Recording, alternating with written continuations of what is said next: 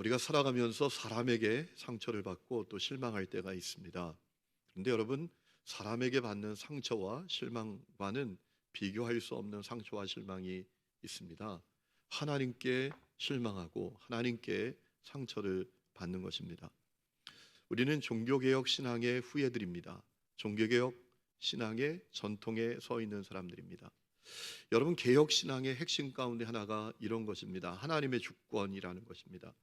하나님의 주권을 한마디로 말하면 이런 거 아니겠습니까? 하늘에 날아가는 새 한 마리도 하나님께서 허락하시지 않으면 떨어지지 않는다라는 것입니다. 그런데 여러분, 이 하나님의 주권이 우리에게 은혜가 아니라 우리에게 갈등이 되고 또 의심이 되고 또 우리에게 시험이 되고 상처가 되고 또 실망이 될 때가 있습니다. 언제입니까? 우리 삶에 고난이 찾아올 때입니다. 내 삶이 다 무너져 내릴 것 같은 그 삶의 불행과 고통이 우리에게 찾아올 때 하나님의 주권은 더 이상 우리에게 은혜, 위로가 아니라 우리에게 고통이 될 때가 있습니다. 우리 마음이 흔들리고 하나님을 향하여 실망하고 또 상처가 될 때가 있다라는 얘기입니다.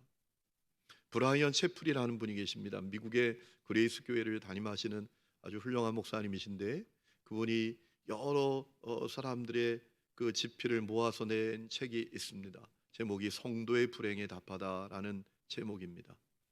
그 책에서 한 일화를 소개합니다. 어느 젊은 목사님의 일화인데요.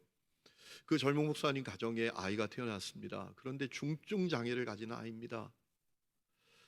얼마나 큰 충격입니까? 아이가 태어났는데 정상이 아닌데 보통 정상이 아닙니다. 중증 장애를 가진 아이입니다. 너무나 힘들어하던 그를 선배 목사님이 찾아가서 위로하려고 했대요. 그랬더니 그 젊은 목사님이 눈물을 흘리면서 그렇게 절규하더라는 것 아닙니까? 나라면 내 아이에게 이런 잔인한 짓을 절대로 하지 않았을 겁니다. 하나님께 실망했다는 얘기죠. 하나님께 상처를 받았다는 얘기죠. 여러분, 우리 삶에 우리에게도 그런 때가 있잖아요. 오늘 말씀을 보면 이스라엘 백성들에게도 하나님께 실망하고 하나님께 상처를 받을 때가 있었다라는 말이에요. 주전 605년에 바벨론에게 멸망당합니다. 패배합니다. 혹독한 대가를 치릅니다. 우리가 지난주 살펴본 대로 성전에서 하나님 예배할 때 쓰는 그릇이 다 바벨론에 있는 마르둑신 신전으로 옮겨갑니다. 그것은 무엇을 말합니까? 당시의 사람들은 전쟁에서 이기면 패배한 국가의 신상들과 신전 기물을 다 갖고 간다는 거 아닙니까? 신들의 위계 질서를 세우기 위함이라는 겁니다. 그러니 어떤 일이 벌어진 겁니까? 여호와 하나님이 마르둑신 밑으로 들어가게 됐다라는 거예요. 여호와 하나님이 마르둑신보다 서열이 아래가 되는 그런 치욕적인 일이 벌어지게 됐다라는 거예요. 그뿐만이 아닙니다. 여러분, 이스라엘의 전문가들인 그 장인들과 수많은 국가적 인재들이 다 포로로 끌려갔습니다. 그럼 얼마나 충격적인 일입니까? 생각해 보세요. 우리는 내 자녀가 2년만 군대에 가도 마음이 너무 어렵습니다. 그런데 내 자녀를 살아서 다시 만날지 못 만날지도 모르는 그 1600km 떨어진 바빌론에 질질 포로로 끌려가는 그 장면을 바라보는 그 백성들의 마음은 얼마나 무너져 내렸겠습니까? 그 마음에 얼마나 큰 상처와 실망이 찾아왔겠습니까? 여러분, 오늘 말씀을 보면 바벨론의 포로로 끌려간 인물 가운데 다니엘과 세 친구가 있었다라고 했습니다. 다니엘은 왕손이었다고 합니다. 아마도 히스기야 왕의 후손이었을 것이다 이렇게 추정을 합니다. 그리고 그 세 친구들도 귀족 출신이었다라고 생각을 합니다. 여러분, 이 포로로 끌려간 그들은 3년 동안 바벨론의 언어와 학문을 배우고 그리고 왕궁 음식을 먹는 특권을 누리게 되었습니다. 그런데 여러분, 이것은 사실 특권이 아닙니다. 속이 다 뻔히 들여다 보이는 아주 추악한 호의입니다. 속이 다 뻔히 들여다 보이는, 속셈이 다 들여다 보이는 호의에 불과합니다. 왜 그렇게 했을까요? 그들에게 망한 나라에 대한 미련을 버리고 오직 바벨론에게 충성하는 사람들이 되도록 하려고 했던 치밀한 전략이었어요. 망한 나라에 미련 두지 말아라. 이제 너희는 바벨론의 국민이다. 바벨론의 시민이다. 바벨론의 핵심 인재가 되어라, 바벨론을 위해서 충성하라 라고 하는 치밀한 전략이었습니다. 탈 이스라엘화하는 겁니다. 뼛속까지 바벨론화하려는 시도였습니다. 그래서 그들을 대리 통치자로 삼으려고 하는 그런 속셈이 있었던 것이죠. 여러분, 오늘도 이러한 전략은 우리들에게도 계속됩니다. 오늘도 사단은 우리를 뼛속까지 세속화하려고 역사하고 있습니다. 우리에게 이런 생각을 심어줍니다. 보이는 것만이 최고야. 보이는 것만이 분명하다. 그것이 우리가 희망 둘 것이다 라는 유물론으로 우리를 세속화합니다. 이 세상이 전부다 라는 세속적인 가치관으로 우리를 세속화하려는 그런 흐름, 그 역사가 가득한 것을 우리가 놓치지 말아야 합니다. 정신을 차리고 깨어 근신해야 합니다. 자, 다니엘과 세 친구는 포로로 끌려가서 이름까지 바뀌게 됩니다. 여러분, 다니엘이라는 이름의 뜻이 대단히 좋은 뜻입니다. 하나님은 나의 재판장이시다. 얼마나 좋은 이름이에요. 그런데 그의 이름이 벨드사살이라고 바뀌었답니다. 그 뜻이 어떤 뜻인가 하면 신이 그의 생명을 보호하리라. 그런데 이 신이 하나님이 아닙니다. 그 세 친구들 이름도 바뀝니다. 하나냐라는 이름의 뜻은 여호와께서 자비를 베푸시다입니다. 근데 사드락으로 바꿨습니다. 사드락이라는 이름의 뜻은 아쿠, 바벨론 사람들이 섬기는 신입니다. 아쿠의 명령이란 뜻이에요. 또 미사엘, 누가 하나님과 같은가라는 이름의 뜻을 갖고 있어요. 메삭으로, 메삭의 뜻은 누가 아쿠와 같은가, 이런 의미입니다. 또 아사랴, 여호와가 나의 도움이시다라는 뜻이에요. 그런데 아벤누고로 바꿨습니다. 바벨론 사람들이 섬기는 신이 있습니다. 벨이라고 하는 신이 있는데 그 벨의 종이다라는 뜻으로 바꿉니다. 여러분, 이름에는 그 사람에게 주어진 어떤 사명이나 소명이 담겨 있는 경우가 많습니다. 그 사람을 향한 어떤 희망이나 기대가 담겨 있는 경우도 많습니다. 여러분, 이 다니엘과 세 친구의 이름 가운데는 다 하나님과 관계된 의미가 있었어요. 그런데 그것을 다 제거했습니다. 바벨론의 우상과 관계되는 의미를 다 집어넣었습니다. 그것은 무엇을 의미하는 겁니까? 그들에게 새로운 정신을 강요하는 겁니다. 그들에게 새로운 주인을 강요하는 거예요. 그들에게 새로운 정체성을 강요하는 겁니다. 여러분, 안타깝게도 오늘 이런 전략은 우리에게도 계속되고 있습니다. 여러분, 세상에서 가장 복된 이름은 무엇입니까? 저는 성도라는 이름인 줄로 믿습니다. 제가 제 아내에게 부탁한 게 있습니다. 나 죽으면 절대로 수의 입히지 마라. 내가 입던 깨끗한 양복 입히고 그리고 목사 가운 입혀서 날 보내줘. 제가 그것을 부탁했어요. 오늘 말씀을 준비하면서 또 하나 부탁할 게 생겼습니다. 나 죽으면 목사라고 쓰지 마라. 성도 이상일 이렇게 써라. 정 그렇게 못하겠다면 성도하고 가로치고 목사하든지, 목사하고 가로치고 성도하든지. 여러분, 성도란 이름이 가장 좋은 이름이에요.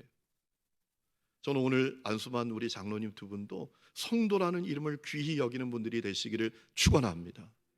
이상하게 권사님 집사님 때 안 그랬는데 장로만 되면 이상하게 삐딱해지고 목에 힘들어하고 뭐든지 자기 마음대로 하려고 하고 교만해지는 분들이 있어요.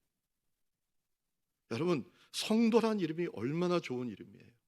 거룩할 성, 무리도, 거룩한 하나님의 백성, 거룩한 하나님의 자녀라는 이 이름이 최고의 이름 아니겠습니까? 그런데 여러분, 오늘 세상은 이름으로 우리를 불행하게 만듭니다. 이름 때문에 우리의 삶을 지옥 같은 삶으로 만듭니다. 사장이라는 이름 얻기 위해서, 이사라는 이름 얻기 위해서, 회장이라는 이름 얻기 위해서, 위원장이라는 이름 얻기 위해서, 부장이라는 이름 얻기 위해서, 스승이라는 이름 얻기 위해서 우리를 그렇게 분열되게 만들고 지옥처럼 만들잖아요. 갈등하게 만들고 그것 때문에 거기에 목매게 만들고 그 이름 없으면 나는 실패한 인생처럼 여기게 만들고. 여러분, 그것이 사단의 전략이라는 사실을 여러분이 기억하셔야 합니다.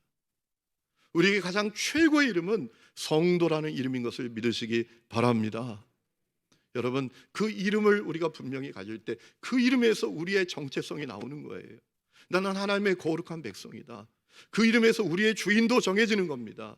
하나님이 나의 주인이시다. 오늘도 우리는 그 싸움하고 있어요. 여러분, 그 싸움에 승리하는 성도들 될 수 있기를 주의 이름으로 축원합니다. 여러분, 이 다니엘과 세 친구가 맞이한 상황은 정말 비참한 상황입니다. 나라 패배했습니다. 포로로 끌려왔습니다. 이름까지 다 바뀌었습니다. 어디에 희망이 있습니까? 절망뿐인 상황입니다. 그런데 놀랍게도 그 절망적인 상황 속에 다니엘은 뜻을 하나 정합니다. 의지를 갖습니다. 어떤 것입니까? 왕궁 음식과 포도주를 먹지 않는 겁니다. 오늘 8절에 있습니다. 다니엘은 뜻을 정하여 왕의 음식과 그가 마시는 포도주로 자기를 더럽히지 아니하리라 했다라는 겁니다.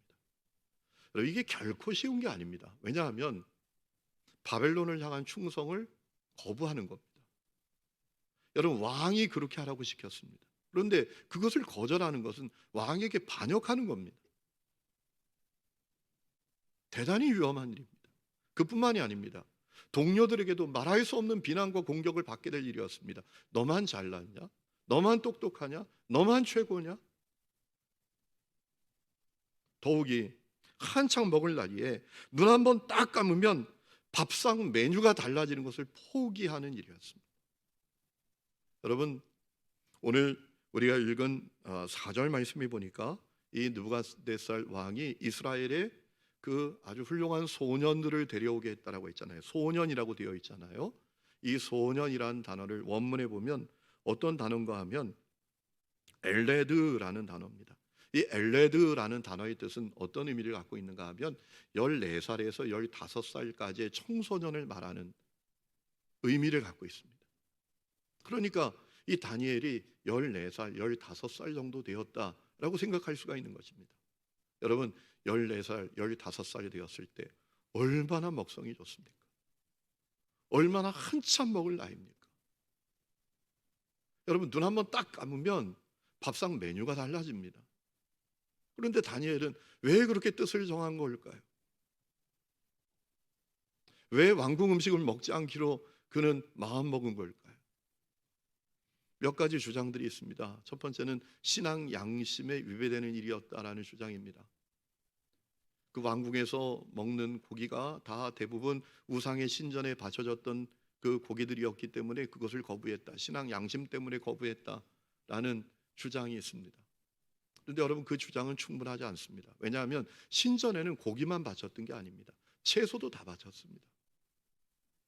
오늘 우리가 읽은 8절 말씀에 보니까 자기를 더럽히지 아니하니라라고 했잖아요. 이 다니엘이 나를 더럽히지 않겠다라고 했는데, 이 더럽히다라는 단어는 히브리어로 가마이라는 단어인데, 이 단어는 도덕적으로 더럽혀지는 것을 의미할 때 많이 사용됐던 단어입니다. 그러니까 신앙 양심 때문에 거부했다, 맞기는 하지만 충분하지는 않다라는 얘기입니다. 또 이런 주장이 있습니다. 바벨론이 누렸던 풍요로움은 대부분 다른 나라를 정복하고 약탈해서 누리는 풍요로움이었습니다.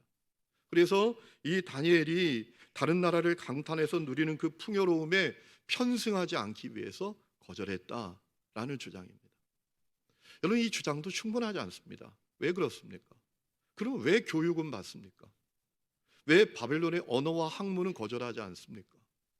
왜 다니엘이 나중에 정치에 입문합니까? 충분하지 않죠. 여러분, 우리가 주목해야 될 것은 다니엘은 바벨론의 언어와 학문을 거절하지 않았다라는 거예요. 당시 최강의 나라입니다. 그것을 거절하지 않았다라는 거예요. 그러니까 다니엘에게 이런 마음이 있었다라고 생각해 볼 수 있죠. 어찌됐든 최강의 나라로부터 최고의 교육은 받아야 돼. 실력을 갖춰야 돼.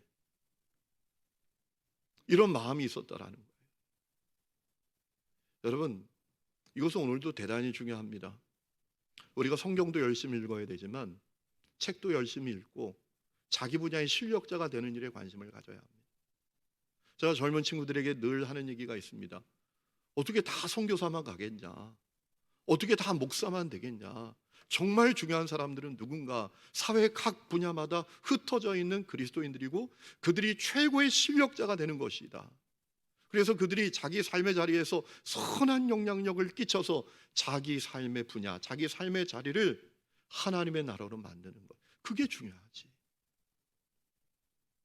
아마도 다니엘에게도 그런 마음이지 않았을까라는 마음이 들어요. 그래서 다니엘은 바벨론의 언어와 학문은 거절하지 않았습니다. 열심히 배웠습니다. 3년 동안. 자, 그렇다면 다니엘이 그렇게 했던 이유는 뭘까요? 오늘 우리가 읽은 12절 13절 말씀에 답이 있습니다. 자, 12절 말씀 보니까 다니엘이 자기를 감독하는 감독자에게 이렇게 말합니다. 청하오니, 내가 간청합니다 라는 의미겠죠. 당신의 종들을 열흘 동안 시험하여 채식을 주어 먹게 하고 물을 주어 마시게 한 후에 당신 앞에서 우리 얼굴과 왕의 음식을 먹는 소년들의 얼굴을, 그 다음에 중요한 내용이 나옵니다. 비교하여 보아서 당신이 보는 대로 종들에게 행하소서라고 했습니다.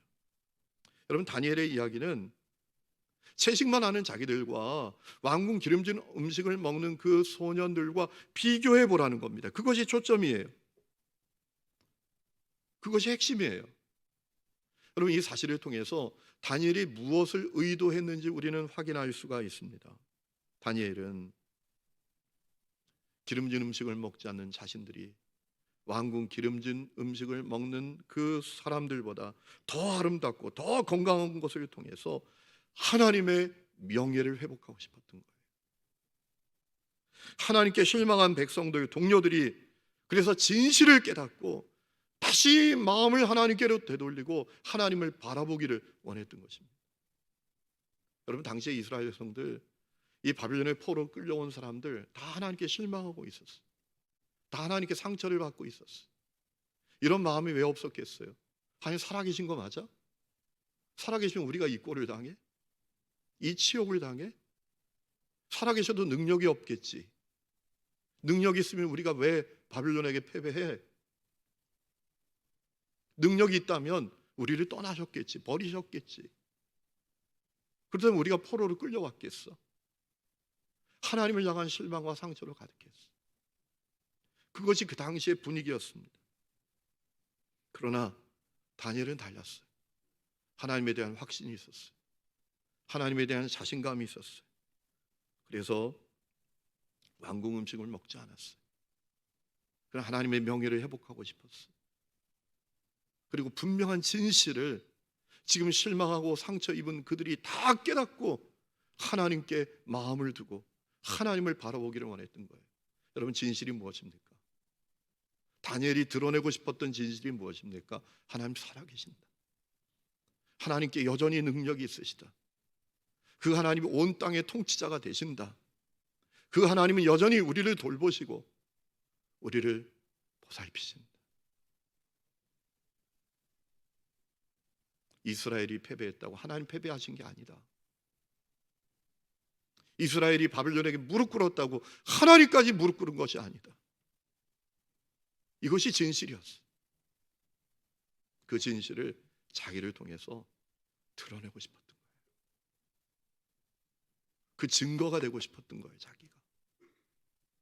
그래서 이스라엘 성들이 그 진실을 깨닫고 다시 마음을 하나님께로 되돌리기를 원했다라는 얘기입니다. 여러분, 다니엘의 나이가 14살, 15살에 불과했지만 그에게 그런 소망이 있었던 거예요. 그런 놀라운 사실은 다니엘이 하나님을 위해서 뜻을 정하니까 하나님께서 놀랍게 역사하시잖아요. 오늘 말씀을 보면 몇 가지 우리가 알 수 있죠. 첫 번째는 이 다니엘의 제안을 받은 환관장 아스부나스가 고민에 빠집니다. 여러분, 10절 말씀을 보니까 이 아스부나스가 뭐라 말합니까? 너의 제안을 내가 받아들였다가 너의 얼굴이 초췌해지면 내 목 다 날아간다. 이런 얘기를 합니다. 여러분, 이 환관장 아스부나스는 왕궁 관리였습니다. 아스부나스라는 것이 사람 이름이 아닙니다. 이 바벨론의 관리 직책의 이름이에요. 뭐 내무부 장관, 뭐 비서실장, 뭐 이렇게 직책의 이름이었어요. 이는 왕의 신임을 받는 무소불위의 권세를 갖고 있었던 분이 이 아스부나스, 본문 속의 인물이에요. 여러분, 그렇다고 본다면 정말 이상한 일이 벌어진 거 아닙니까? 아니, 무소불위의 권력을 가진 아스브나스가 다니엘의 얘기를 듣고 고민에 빠질 얘기가 뭡니까? 빠질 일이 뭡니까? 그냥 한마디만 하면 돼요. 안 돼. 주는 대로 먹어. 뭘 말이 많아? 주는 대로 먹어. 이렇게 하면 끝나는 거 아닙니까? 그런데 이 아스브나스가 다니엘의 이야기를 듣고 왜 고민에 빠집니까? 뭐 이런 얘기를 할 필요가 있습니까? 하나님이 하신 일입니다. 그래서 그는 그 일을 감독자에게 떠넘깁니다. 공을 감독자에게 넘겨요. 오늘 여러분 14절 보니까 감독자가 어떻게 합니까? 다니엘의 제안을 받아들입니다. 열흘 동안 다니엘이 말합니다. 열흘 동안 한번 시험해 보세요. 시험해 보세요. 그 얘기를 받아들여요. 여러분 그 요구 받아들이는 거 대단히 위험한 거예요. 환관장 아스브나스가 걱정했던 대로 목이 날아갈지도 모르는 일입니다. 왕의 명령을 이 감독자가 거부하는 거예요. 엄청난 일을 벌이는 겁니다. 이 사람은 무슨 정신으로 이런 일을 하는 것이죠? 하나님이 하신 일입니다. 여러분 열흘의 시간이 지났습니다. 비교해 보았습니다. 그랬더니 놀라운 일이 일어납니다.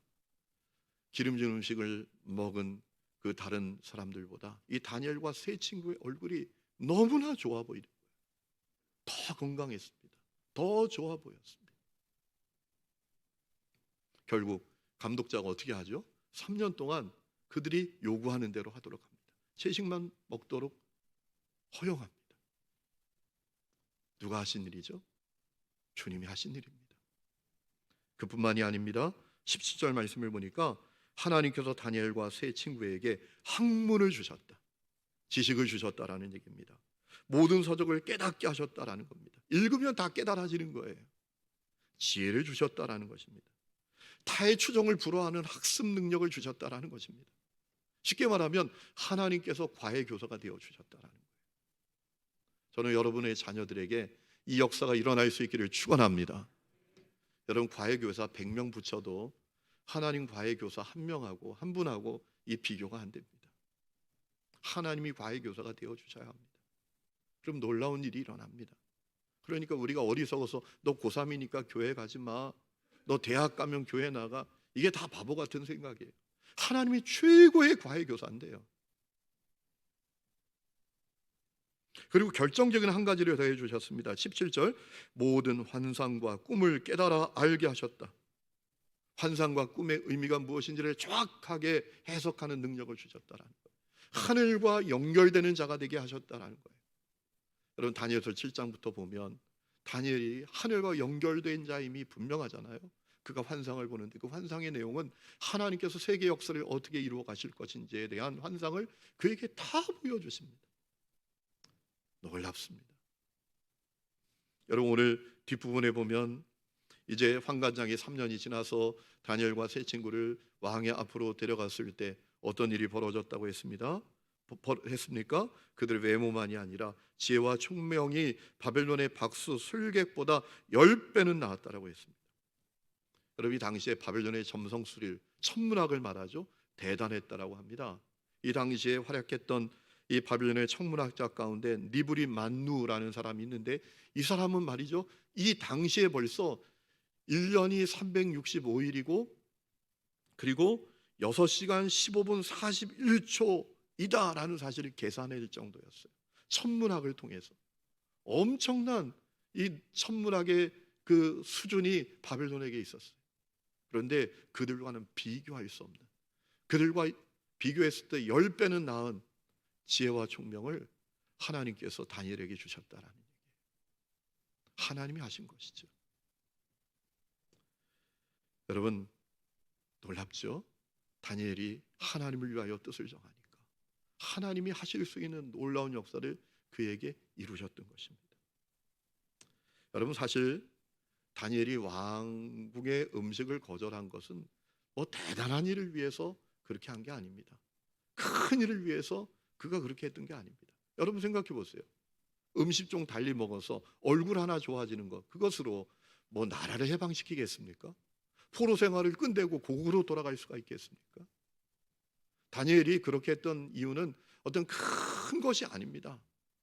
그러나 다니엘에게 한 가지 마음은 분명했다라는 것입니다. 내가 할 수 있는 그 작은 일이지만 그 일을 통해서 하나님의 명예를 회복하고자 싶었던 거예요. 이 이스라엘 백성들이 진실을 깨닫는 것이었습니다. 하나님 살아계신다. 그분은 능력이 있으시다. 그분이 여전히 세계의 통치자시다. 인생은 하나님의 돌보심과 은혜 가운데만 살 수 있다. 이 진실을 백성들이 깨닫고 하나님을 바라보기를 기대했던 거예요. 그것이 그의 소망이었어요. 그는 이러고 싶었던 거죠. 내가 증거 아닙니까? 하나님의 살아계신 그 증거가 내가 아닙니까? 하나님이 인생을 돌보시고 인생을 살피신다, 보살피신다라는 그 증거가 내가 아닙니까? 하나님이 여전히 세상을 통치하신다는 그 증거가 내가 아니겠습니까? 나를 보세요 라고 말하고 싶었던 거예요. 그래서 이 실망하고 상처 입은 사람들이 다시 하나님을 바라고 하나님을 신뢰하는 사람들로 세워지기를 원했다라는 것입니다. 사랑하는 성도 여러분, 여러분 가운데 하나님께 실망하고 상처를 입은 분들이 계시지 않습니까? 어떤 분은 그렇게 생각할지도 모르겠어요. 아니, 어떻게 불경스럽게 하나님께 실망하고 하나님께 상처를 받았다고 말해? 여러분, 제가 여러분에게 정말 솔직하게 묻고 싶어요. 여러분은 하나님을 향한 기대가 있습니까? 여러분은 하나님을 향한 희망이 있습니까? 여러분, 거기에 대해서 분명하게 대답할 수 없다면 여러분 하나님께 실망하고 있는 사람들이. 실망하니까 기대가 없죠. 여러분, 우리가 누구에게 실망해 보세요. 상처 입어 보세요. 그러면 그에게 기대조차 안 합니다. 야, 그 사람한테 뭘 기대하냐? 이렇게 말해요. 오늘 여러분에게 하나님을 향한 기대가 있나요? 하나님을 향한 희망이 있습니까? 그렇다면 여러분 하나님께 실망하고 있는 거예요. 여러분, 그렇다면 오늘 말씀을 통해서 들려오는 다니엘의 그 음성에 귀 기울이시기 바랍니다. 하나님 살아계신다. 하나님께 능력이 있다. 하나님 온 세계를 지금도 통치하신다. 사람은 하나님의 돌보심과 은혜로 산다고. 그 음성에 귀 기울이시기 바랍니다. 여러분, 다니엘은 우리에게 그렇게 말하고 있어요. 내가 하나님을 믿고 뜻을 정했으니 하나님께서 놀라운 일을 이루셨다고. 하나님은 가장 절망적인 상황 속에서도 승리의 이야기를 만드셨다고. 그러니 당신도 하나님을 바라보라고. 당신도 작지만 하나님을 위하여 뜻을 정해보라고. 어떤 분은 그렇게 또 생각할지도 모르겠어요. 이스라엘하고 나하고 다니엘하고 나하고는 케이스가 다르죠. 아니, 이스라엘이 왜 망했습니까? 왜 포로로 끌려갔습니까? 그들이 우상숭배하고 타락하고 하나님 떠나서 그랬던 거 아닙니까? 그러니 나하고 케이스가 다르죠. 난 하나님 안 떠났어요. 난 어떻게 하든지 말씀대로 살아보려고 몸부림치고 주님 뜻대로 살아보려고 몸부림치고 없는 시간 쪼개서 봉사도 해보고 없는 재정 쪼개서 11조 헌금도 해보고 어떻게 하든지 올곧게 살려고 몸부림쳐도 보고 주님의 뜻대로 살려고 애도 써보고 가진 것을 나누고 살려고 그렇게도 했었는데 하나님께서 나를 이런 상황 가운데 몰아넣으시니 나하고 이스라엘 백성들하고는 케이스가 다르죠. 나하고 다니엘하고는 케이스가 다르죠. 이렇게 생각할지도 모르겠어요. 저는 그분들에게 드리고 싶은 말씀이 있어요. 로마서 8장 28절 말씀이에요. 우리가 알거니와 하나님을 사랑하는 자 곧 그 뜻대로 부르심을 입은 자들에겐 모든 것이 합력하여 선을 이루느니라. 여러분을 향한 하나님의 선한 목적이 있다라는 말씀이에요. 요셉은 하나님의 선한 목적을 고백했던 적이 있잖아요. 자기를 노예로 판 형제들을 만났습니다. 형제들이 두려워합니다. 그들에게 뭐라 말합니까? 나를 노예로 팔았다고 당신들 걱정하지 마세요. 두려워하지 마세요. 하나님은 그것을 선으로 바꾸사 하나님 그것을 선으로 바꾸셨습니다. 나로 말미암아 많은 생명을 구원하게 하셨습니다. 라고 하면서 하나님의 선한 목적을 고백했던 적이 있잖아요. 여러분에게도 하나님의 선한 목적이 있습니다. 어떤 분은 그렇게 또 생각할지도 모르겠어요. 나를 향한 하나님의 선한 목적이 있다고 어떻게 합니까? 막연히 기대만 하면 됩니까? 긍정적으로 생각하면 됩니까? 하나님의 선한 목적이 나를 향해서 있다고. 여러분을 향한 하나님의 선한 목적이 분명한 그 증거가 있습니다. 하나님께서 여러분을 향하여 선한 목적을 갖고 계신다는 증거가 있습니다. 그 증거는 바로 이 십자가입니다. 이 십자가가 증거입니다. 이 십자가는 하나님이 나를 사랑하신다, 나를 향하여 선한 목적을 갖고 계신다라는 사실을 분명히 증언하고 있습니다. 하나님은 악한 분이 아니시고 나를 향하여 악한 목적도 갖고 계시지 않으시다라는 사실을 확실하게 증명해 줄 수 있는 것이 이 십자가입니다. 독생자까지 주셨습니다.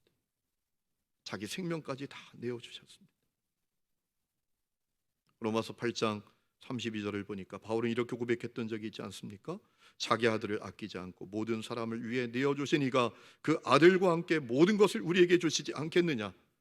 우리 각 사람을 향한 하나님의 선한 목적이 있다라는 것입니다. 그것이 이 십자가입니다. 여러분, 우리가 처해 있는 그 절망스러운 상황, 고통뿐인 상황을 해석할 수 있기 때문에 하나님의 선한 목적을 믿는 사람들이 아닙니다. 이 십자가 때문에 하나님은 선하시고 하나님은 나를 향하여 선한 목적을 갖고 계신다라는 사실을 신뢰하고 믿는 것입니다. 여러분, 미국의 그 홀리데이 인 호텔을 맡으셨던 그 회장님이 있습니다. 클리머라는 이름을 가진 회장입니다. 이분이 크리스찬입니다. 믿음으로 경영했습니다. 그런데 이 회사가 점점 더 어려워집니다. 이 호텔이 점점 더 어려워집니다. 수익은 곤두박질치고 파산 직전까지 갑니다.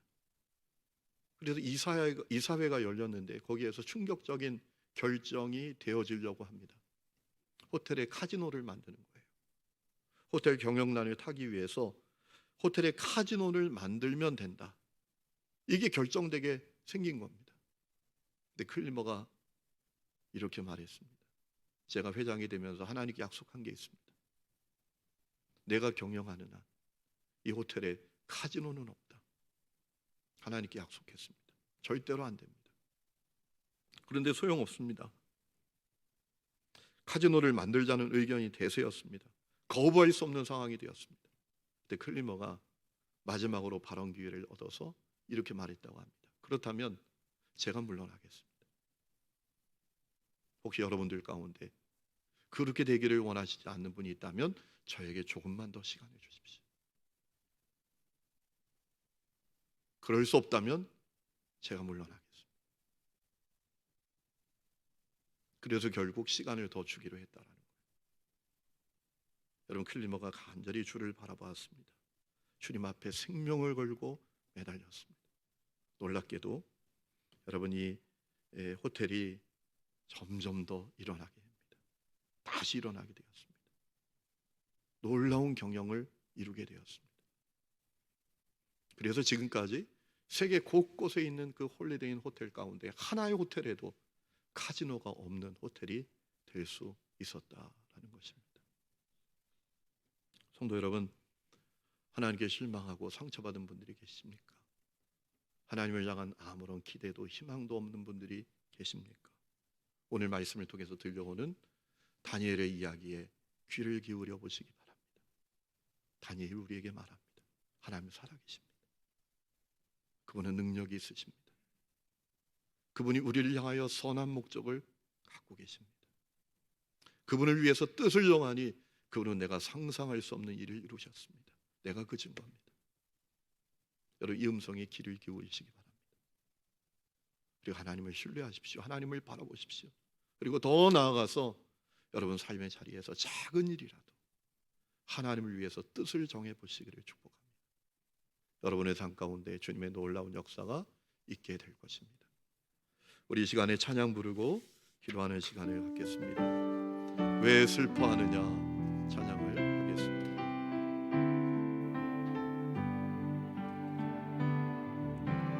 왜 슬퍼하느냐 왜 걱정하느냐 무얼 두려워하느냐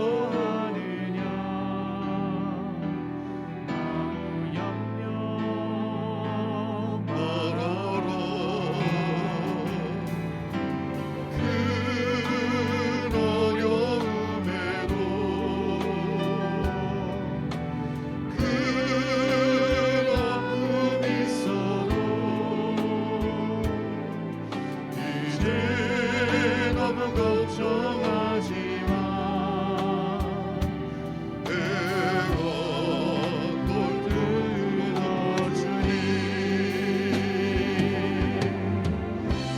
내가 너와 항상 함께하리라 내가 너를 지키리라 실망치 말고 나를 보아라 나는 너의 하나님이라 우리 다 함께 일어나서 찬양합니다. 왜 슬퍼하느냐 왜 걱정하느냐 왜 걱정하느냐 무얼 두려워하느냐 아무 염려 말아라 큰 어려움에도 큰 아픔이 있어도 큰 아픔이 있어도 이제 너무 걱정하지 마 내가 널 들어주니 내가 너와 항상 함께하리라 내가 너를 지키리라 실망치 말고 나를 보아라 나는 너의 하나님 내가 너와 항상 함께하리라 내가 너와 항상 함께하리라 내가 너를 지키리라 실망치 말고 나를 보아라 나는 너의 하나님이라 하나님 우리 가운데 어떤 사람들은 하나님을 향하여 실망하고 깊은 상처 가운데 있는 사람들이 있습니다. 하나님 우리 가운데 어떤 사람들은 교회 다니지만 하나님을 향하여 아무런 기대도 없고 하나님을 향하여 아무런 희망도 없는 사람들이 있습니다. 그것이 연약한 우리의 모습입니다. 주여 불쌍히 여겨 주옵소서.